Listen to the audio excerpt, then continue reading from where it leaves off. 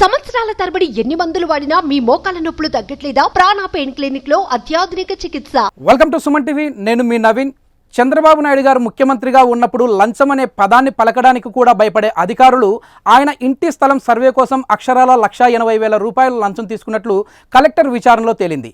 ఇంతకీ చంద్రబాబు దగ్గర లంచం తీసుకున్న ఆ ఘనుడెవరు? దీనికి సంబంధించిన అసలు కథ ఏంటో ఇప్పుడు చూద్దాం.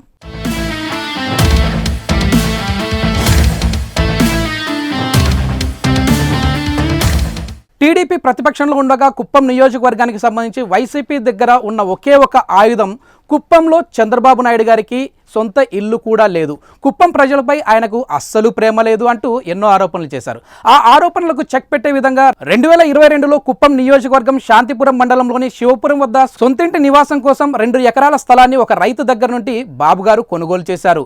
ఆ సమయంలోనే ఇంటి స్థలం సర్వే కోసం మరియు భూ వినియోగ మార్పిడి కోసం అప్పటి మండల డిప్యూటీ సర్వేయర్ సద్దాం హుసేన్ ఏకంగా 1,80,000 రూపాయలు డిమాండ్ చేసినట్లు ఇటీవల కుప్పం వచ్చిన చంద్రబాబు దృష్టికి టీడీపీ నేతలు తీసుకెళ్లారు.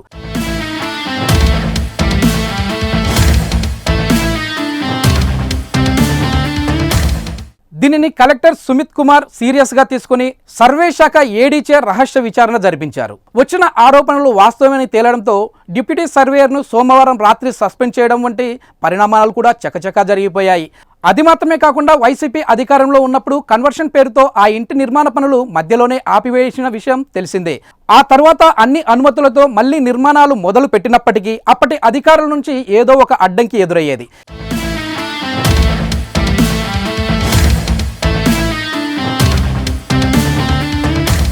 ఇక ఇప్పుడు అలాంటి కక్షపూరిత అడ్డంకులు ఏవి ఉండవు కాబట్టి ఇంటి నిర్మాణం త్వరగా పూర్తి చేసి గృహప్రవేశం ఎప్పుడు ఉంటుందా అని కుప్పం ప్రజలు, టీడీపీ కార్యకర్తలు వేయికలతో ఎదురు చూస్తున్నట్లు తెలుస్తోంది. సుమన్ టీవీలో మీ పర్సనల్ అండ్ బిజినెస్ ప్రమోషన్స్ కోసం కింది నెంబర్కి కాంటాక్ట్ చేయండి.